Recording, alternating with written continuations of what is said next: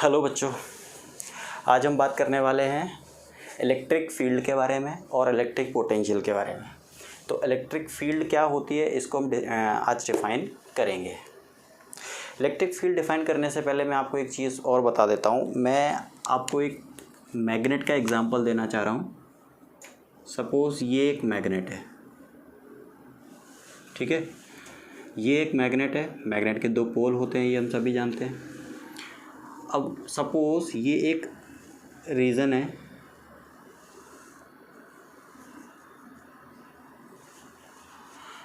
अब मैं क्या कर रहा हूँ, एक आयरन पार्टिकल में लेके आया और आयरन पार्टिकल को मैंने यहाँ पे ला के रख दिया। ये क्या है? एक आयरन पार्टिकल। ये क्या है? Iron particle.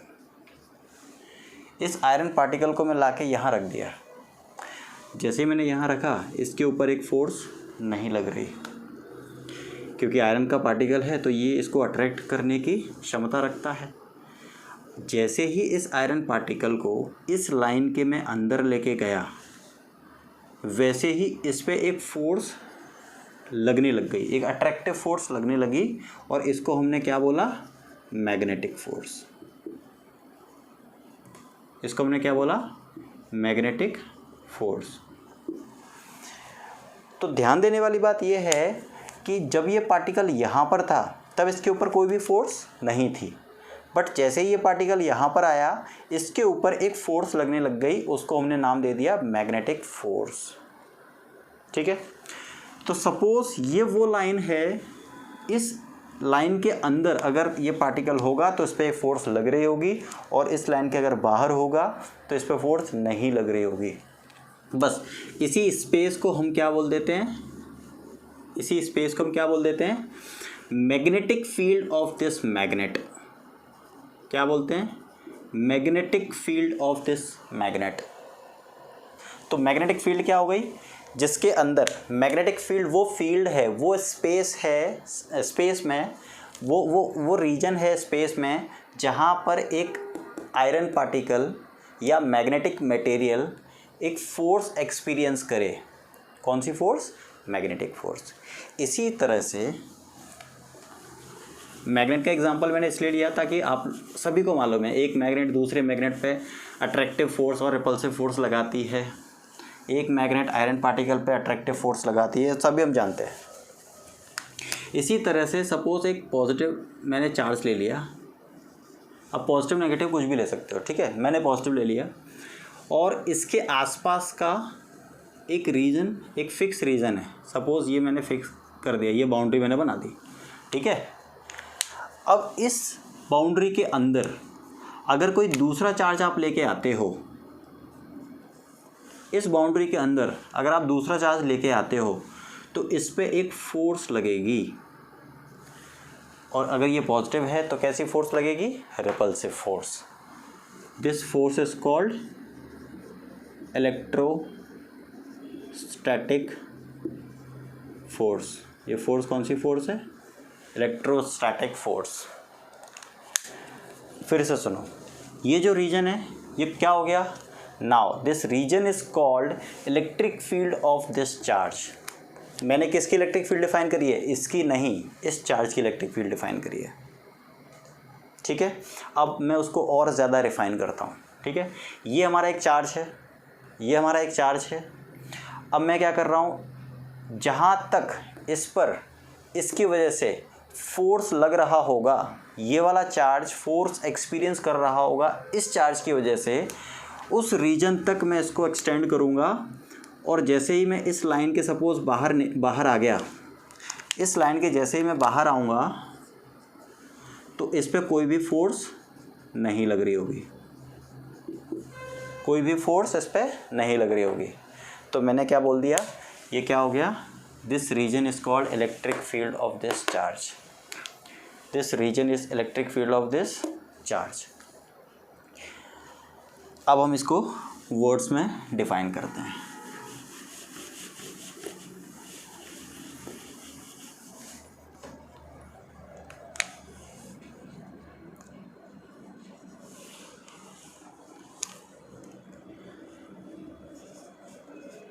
इलेक्ट्रिक फील्ड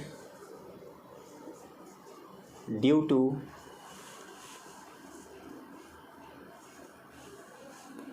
ए चार्ज, यहाँ पर मैं कौन से चार्ज की बात कर रहा हूँ, Q। Electric field due to a charge can be defined as the space around a charge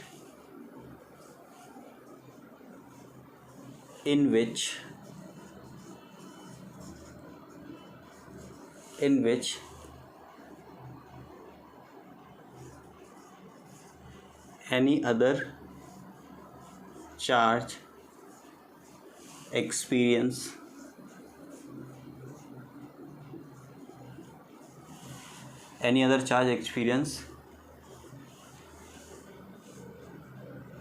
an electrostatic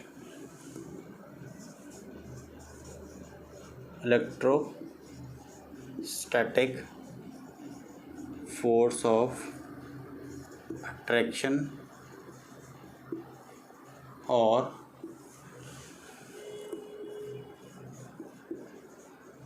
repulsion। क्या लिखा मैंने, electric field due to a charge can be defined as the space around a charge in which any other charge experience an electrostatic force of attraction और repulsion. उस region को हमने क्या define किया, electric field of this charge. Clear है ये चीज़, clear है ये चीज़।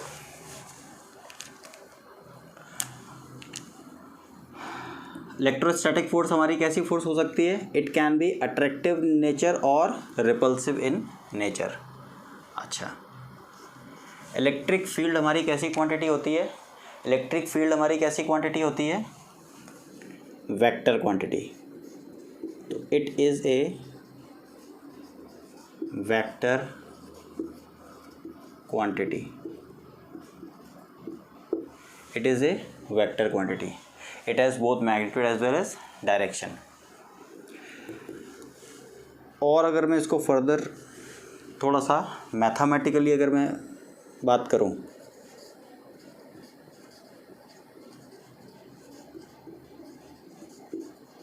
मैथमेटिकली इसको किस तरह से एक्सप्रेस करेंगे उसकी अगर मैं बात करूं, तो सपोज़ मुझे ये हमारे पास एक चार्ज है, ठीक है, और ये एक और चार्ज है, ये हमारे पास गिवन चार्ज है और यहाँ पर एक दूसरा चार्ज है, ठीक है।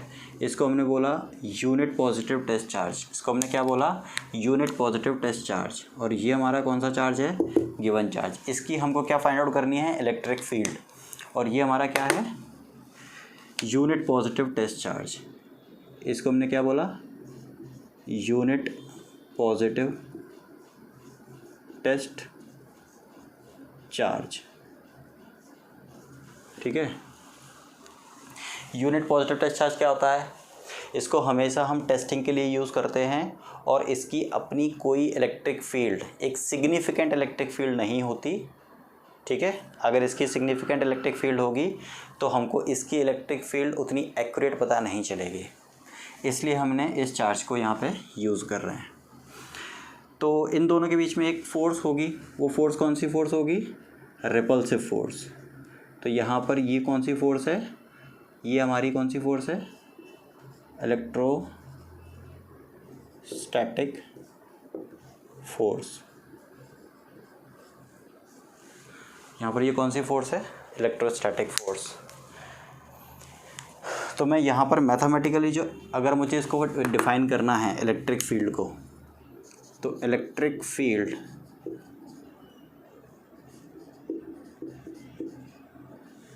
Can be written as E is equals to force per unit charge, force per unit charge. और इसका जो वेक्टर फॉर्म होगा वो कैसा होगा,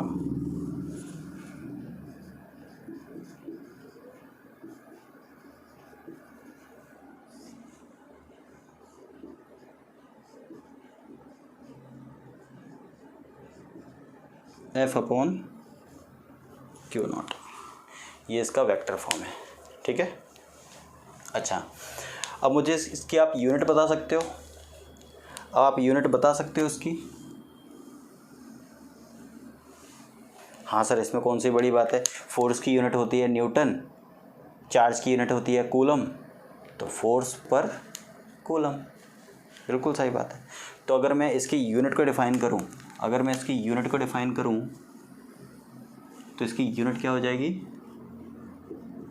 SI यूनिट इसकी क्या हो जाएगी, न्यूटन पर कूलम, न्यूटन पर कूलम, ये इसकी SI यूनिट हो जाए। इससे ज़्यादा आपको जानने की ज़रूरत नहीं है। ठीक है। तो इलेक्ट्रिक फील्ड क्या होता है, एक ओवरऑल फिर से मैं एक बार रिपीट कर रहा हूँ आपके लिए। एक ऐसी अगर मुझे इस चार्ज की इलेक्ट्रिक फील्ड डिफाइन करनी है, इस चार्ज की इलेक्ट्रिक फील्ड डिफाइन करनी है, तो इसके आसपास का एक ऐसा एरिया, एक ऐसा रीजन जिसमें एक यूनिट पॉजिटिव टेस्ट चार्ज एक फोर्स एक्सपीरियंस कर ले, वो फोर्स रिपल्सिव भी हो सकती है, वो फोर्स अट्रैक्टिव भी हो सकती है। उस स्पेस को, उस रीजन को हम क्या बोलेंगे, electric field of this charge. Got it. चलिए अब हम बात करते हैं इलेक्ट्रिक पोटेंशियल के बारे में। इलेक्ट्रिक पोटेंशियल क्या होता है, देखो बच्चों, जैसे हमने इलेक्ट्रिक फील्ड डिफाइन किया, इसी तरह से हम इलेक्ट्रिक पोटेंशियल भी डिफाइन करते हैं। अब इलेक्ट्रिक पोटेंशियल किस तरह से डिफाइन करेंगे, यहाँ पर मैं बता रहा हूँ आपको, ध्यान से देखो। सपोज़ अगेन ये हमारा क्या है, एक पॉजिटिव चार्ज, ये हमारा क्या है, पॉजिटिव चार्ज। अब इस चार्ज की वजह से किसी एक पर्टिकुलर पॉइंट पे मुझे इलेक्ट्रिक पोटेंशियल को डिफाइन करना हो, तो हम कैसे करेंगे। सपोज़ एक चार्ज है यूनिट पॉजिटिव टेस्ट चार्ज, कौन सा charge, unit positive test charge, unit positive test charge, ये कौन सा चार्ज है, यूनिट पॉजिटिव टेस्ट चार्ज। इस यूनिट पॉजिटिव टेस्ट चार्ज को, इसकी फील्ड में एक पॉइंट है, इसको मैंने बोला ए पॉइंट, इस पॉइंट तक आने के लिए जितना वर्क डन करना पड़ेगा, इस यूनिट पॉजिटिव टेस्ट चार्ज को इस ए पॉइंट तक आने के लिए जितना वर्क डन करना पड़ेगा, उसको हम बोलते हैं electric potential of this point due to this charge. ठीक है। तो यहाँ पे मैंने क्या बोला, work done by a unit positive test charge from moving from infinity to a point in the field of this charge. Got it. तो हमने इसको किस तरह से डिफाइन किया, अभी मैं फिर से एक बार और उसको बताऊंगा आपको। इसकी डेफिनेशन यहाँ पे हम लिख लेते हैं।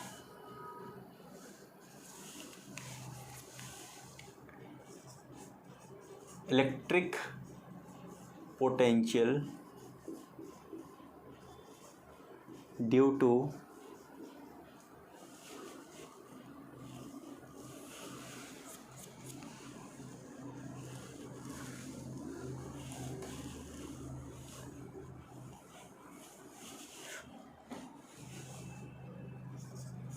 Electric potential at a point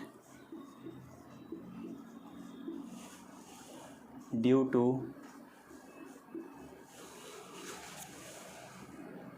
a given charge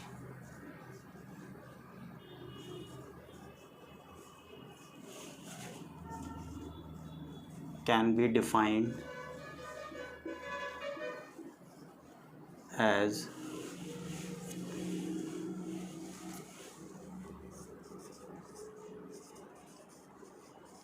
the amount of work done in moving, work done by a unit positive test charge in moving from infinity to a point in electric field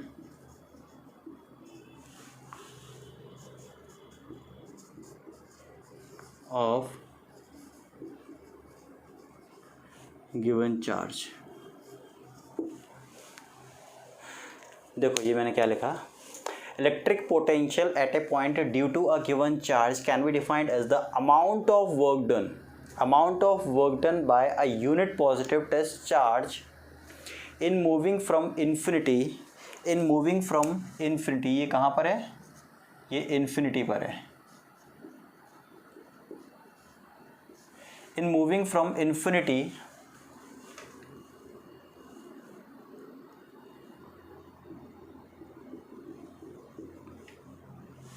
यहाँ से इसने move करना start किया, यहाँ से इसने इस तरफ मूव करना स्टार्ट किया इस चार्ज ने।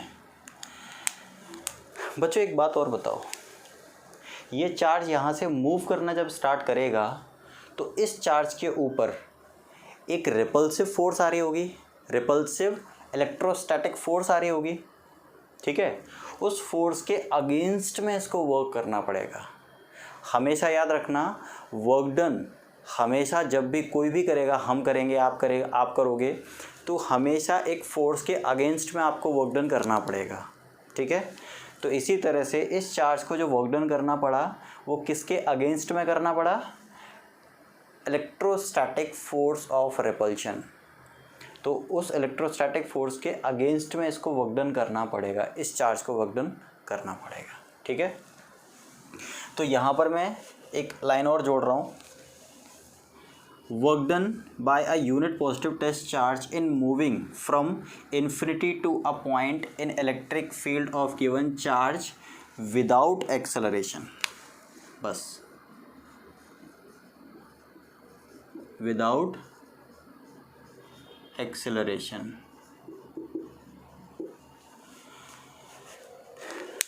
ठीक है। इसके पास कोई एक्सेलरेशन नहीं होना चाहिए, या तो ये कांस्टेंट स्पीड से आना चाहिए। जब ये इन्फिनिटी से मूव करता हुआ आ रहा है इस पॉइंट पे, ये कांस्टेंट स्पीड से आना चाहिए। अदरवाइज़ क्या होगा, अगर ये एक्सेलरेशन होगा इसके पास तो इसका मतलब इसके ऊपर कोई ना कोई पीछे से फोर्स लगा रहा होगा, तो हमको एग्जैक्ट वैल्यू नहीं मिलेगी इस पोटेंशियल की, ठीक है। तो यहाँ पर हमारा क्या डिफाइन होना चाहिए कि इस पर जो फोर्स है ये सिर्फ और सिर्फ एक ही फोर्स के अगेंस्ट में वर्क डन करना चाहिए, और वो कौन सी फोर्स है, इलेक्ट्रोस्टैटिक फोर्स ऑफ रिपल्शन, ठीक। मैथमेटिकली इसको डिफाइन कर लेते हैं। मैथमेटिकली इसको कैसे डिफाइन करेंगे,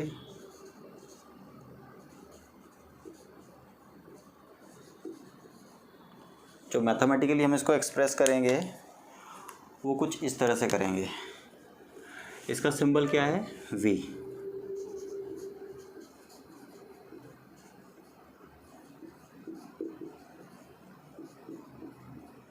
electric potential at point A पे डिफाइन कर रहे हैं ना, electric potential at point A, तो ये क्या हो जाएगा, VA is equals to work done upon charge, work done per unit charge. इसको मैंने डिफाइन किया work done per unit charge. इसकी कोई यूनिट भी होगी, बिल्कुल होगी सर।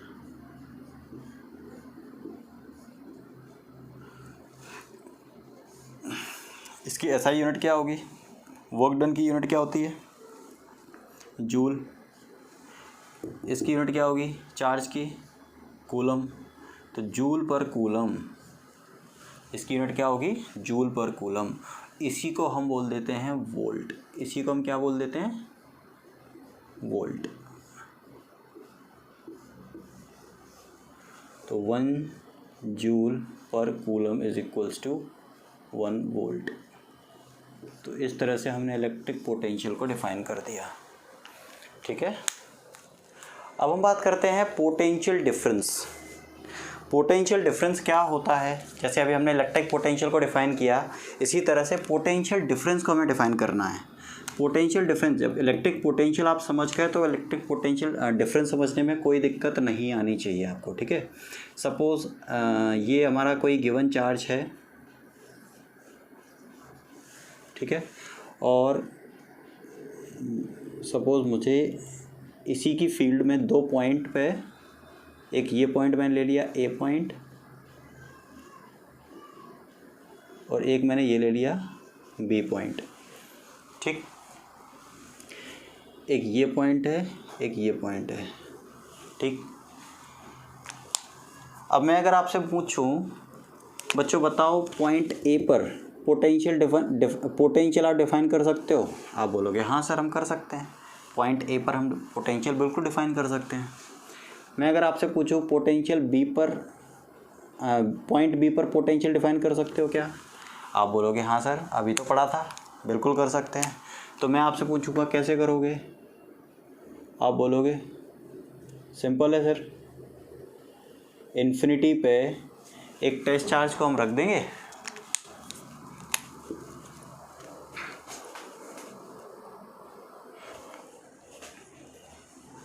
इन्फिनिटी पे एक टेस्ट चार्ज को मैं रख दूंगा,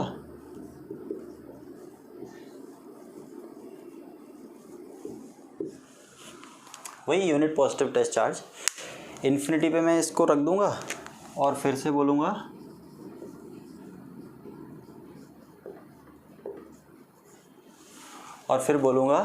कि यहाँ से यहाँ तक आने में जो इसने वर्क डन किया उसको मैंने बोल दिया क्या?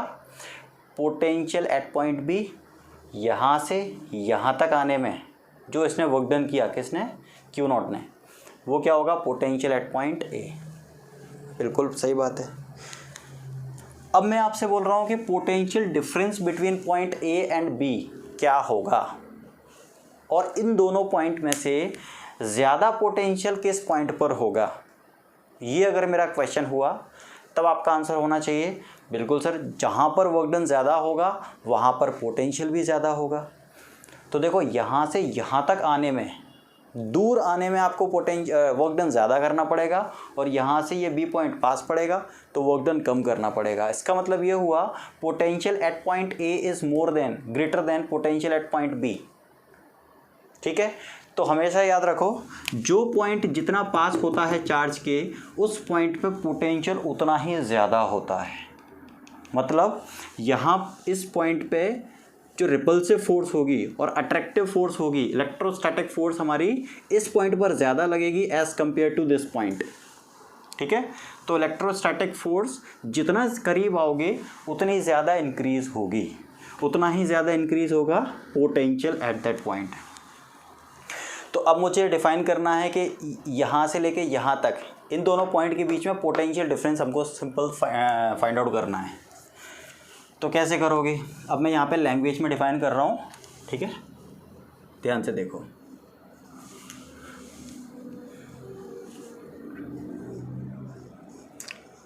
Potential difference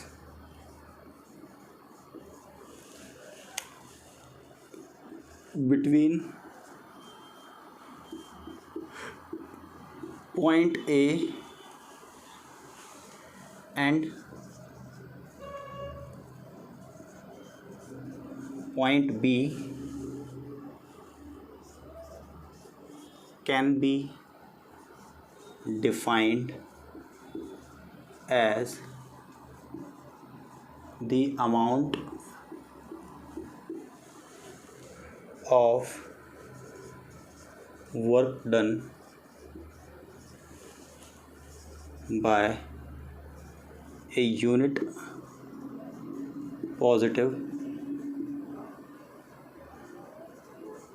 test charge in moving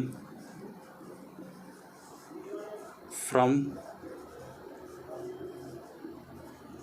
point B to point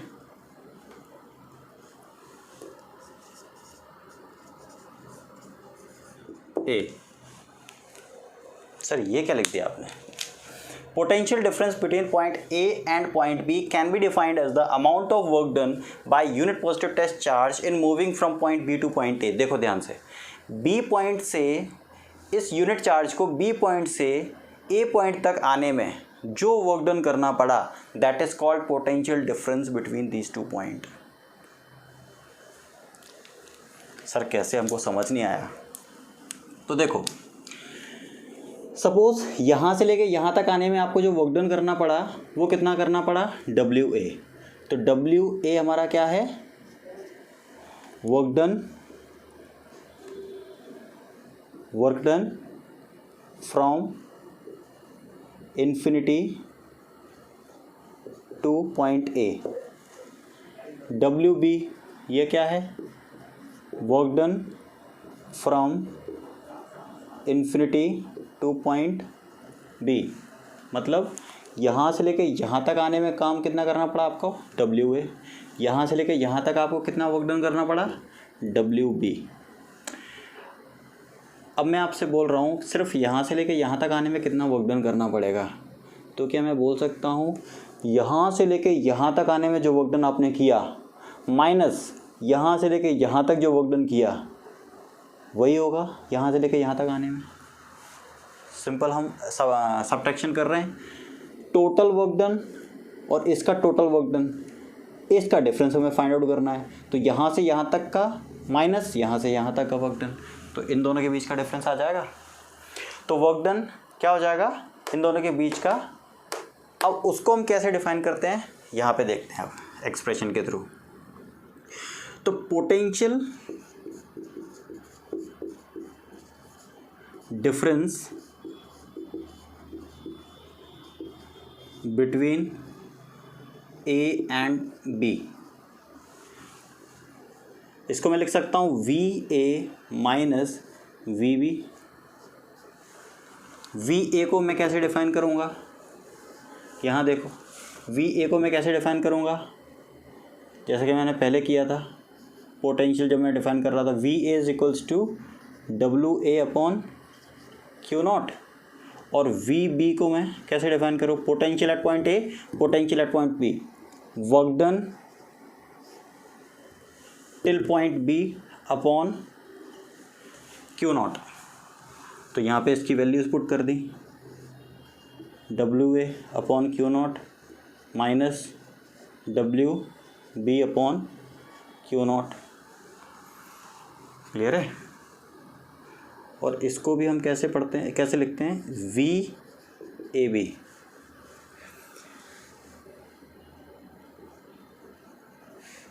ठीक है।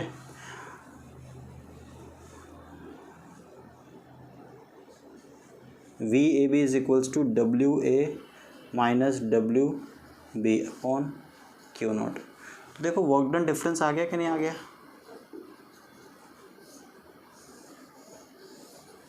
तो potential difference between point A and B क्या हो गया, वर्क डन डिफरेंस पर unit charge, work done difference पर यूनिट चार्ज। तो यहाँ से वर्क डन, यहाँ से यहाँ तक का WA, यहाँ से यहाँ तक का WB माइनस कर दिया, ये वाला वर्क डन आ गया। तो यहाँ से यहाँ तक चलने में जो वर्क डन उसको करना पड़ा, उसी को तो हमने डिफाइन किया पोटेंशियल डिफरेंस। ये बात क्लियर है। तो पोटेंशियल डिफरेंस हमारा क्या हो जाता है, potential difference between point A and B can be defined as the amount of work done by a unit positive test charge in moving from point B to point A। और ये दोनों के दोनों पॉइंट कहाँ पर होने चाहिए, in the electric field of, in the electric field of given charge.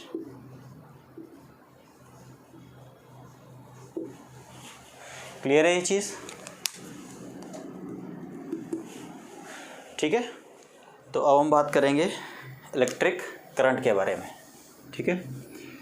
Electric current क्या होता है, इसको डिफाइन करने के लिए मुझे आपको एक एग्जांपल से मैं आपको समझा रहा हूँ, ध्यान से सुनना।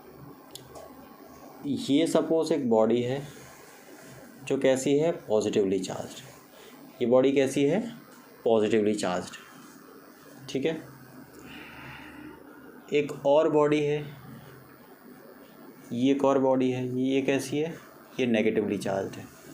ये कैसी है, पॉजिटिवली चार्ज्ड, ये कैसी है, नेगेटिवली चार्ज्ड। ठीक है, जो पॉजिटिवली चार्ज्ड बॉडी है इसको मैं बोलता हूँ this body is at high potential. High potential, ये बॉडी किस पोटेंशियल पर है, हाई पोटेंशियल। और इसको मैं मानता हूँ ये है लो पोटेंशियल पर, लो पोटेंशियल। ये कहाँ पर है, लो पोटेंशियल पर। ठीक है, अभी इसको एज इट इज़ रहने देते हैं। यहाँ पर मैं आपको एक एग्जांपल दे रहा हूँ, ध्यान से देखना। सपोज़ ये एक कंटेनर है,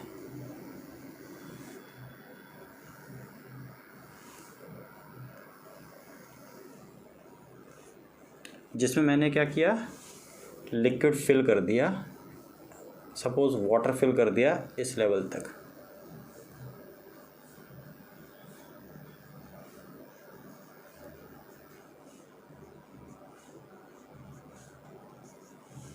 ठीक है, ये मैंने फिल कर दिया। एक और कंटेनर ले लिया मैंने। ठीक है,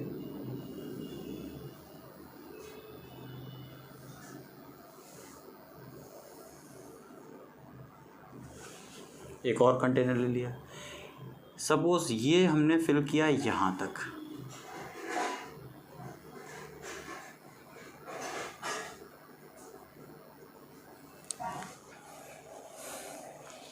क्लियर है?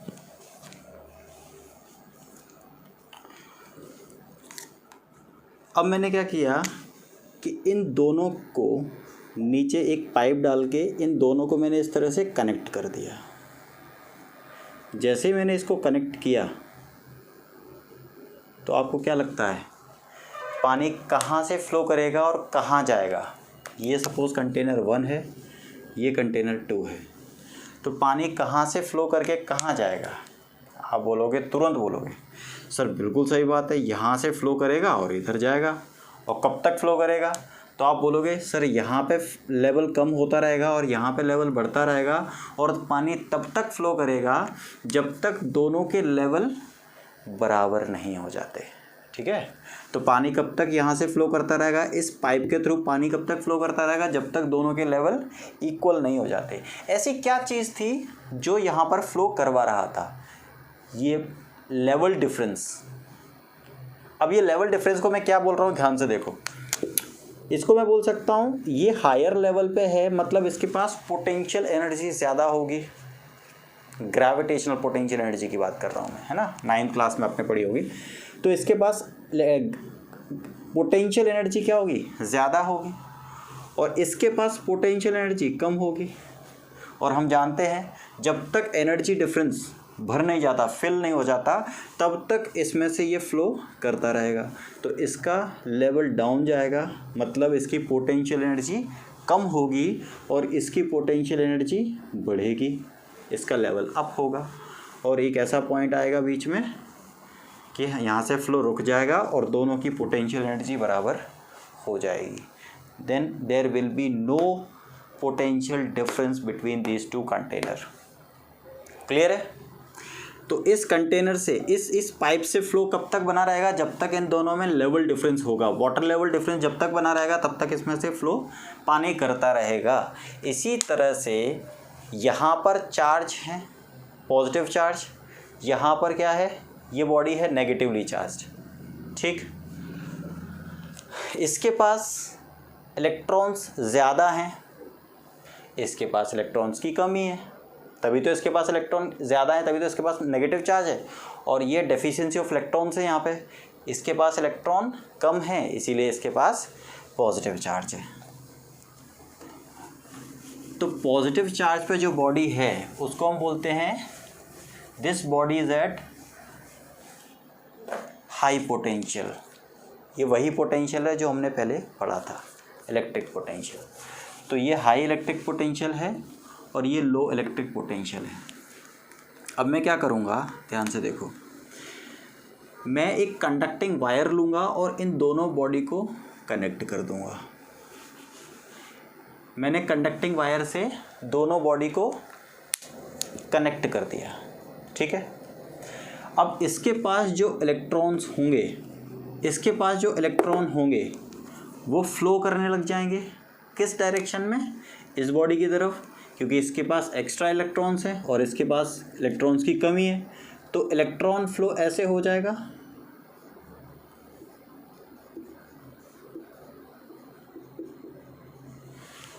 तो इलेक्ट्रॉन फ्लो कुछ इस तरह से स्टार्ट हो चुका होगा। और इलेक्ट्रॉन फ्लो कब तक होगा, जब तक दोनों के पास इलेक्ट्रॉन बराबर नहीं हो जाते। और जैसे ही इलेक्ट्रॉन बराबर होंगे तो क्या मैं बोल सकता हूँ कि ये दोनों के दोनों सेम पोटेंशियल पर आ जाएंगे, ठीक है। तो इलेक्ट्रॉन फ्लो कब करेगा, जब यहाँ पर दोनों बॉडी के बीच में कुछ पोटेंशियल डिफरेंस होगा। तो potential difference is the cause of electron flow. तो potential difference is cause of electron flow, clear है। और इसी इलेक्ट्रॉन फ्लो को हम बोलते हैं करंट इनडायरेक्टली। अब देखो करंट की डेफिनेशन मैं यहाँ पे लिख रहा हूँ, ध्यान से देखना। करंट की डेफिनेशन लिख रहा हूँ, an electric current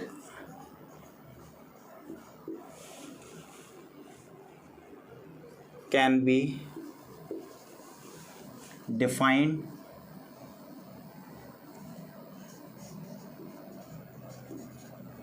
as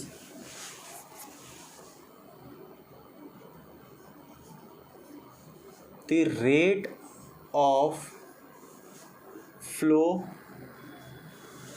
of electron और चार्ज। इलेक्ट्रॉन की जगह मैं अगर इसको डिफाइन करूँ तो the rate of flow of charge. Electric current can be defined as the rate of flow of charge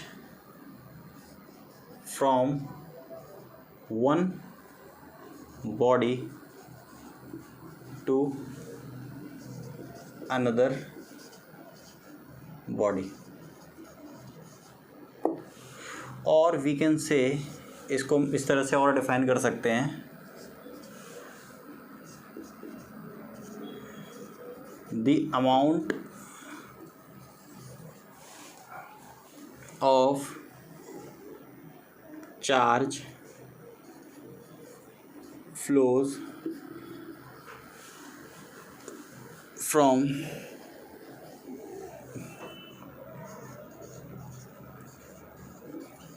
one body to another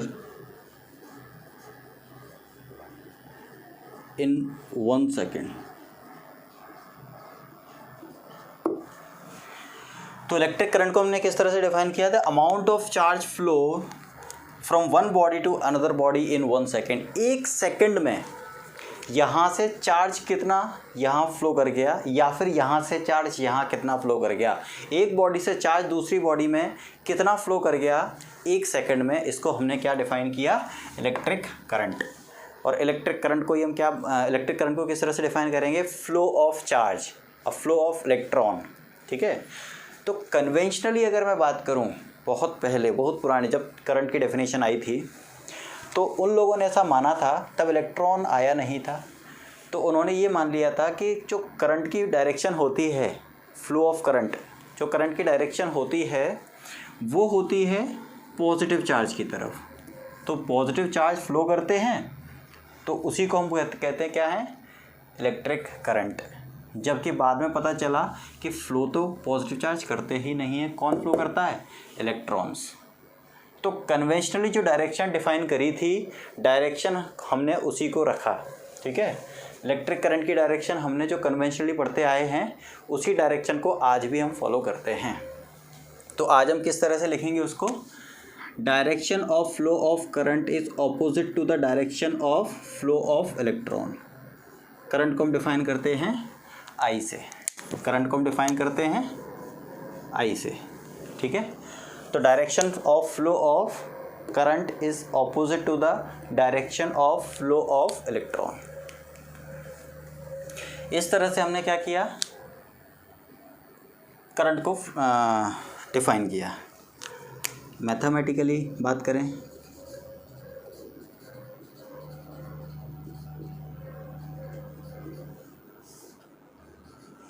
mathematically हमने किस तरह से इसको डिफाइन किया, तो देखो इलेक्ट्रिक करंट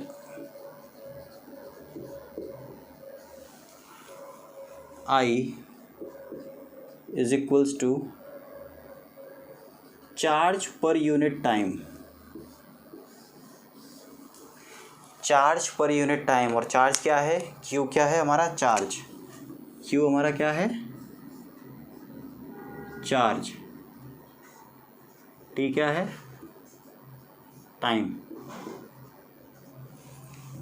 एक कंडक्टर से, एक पॉइंट से चार्ज हमारा कितना फ्लो कर गया पर यूनिट टाइम, तो उसको हम क्या डिफाइन करते हैं, इलेक्ट्रिक करंट। अच्छा, इसकी यूनिट क्या होगी,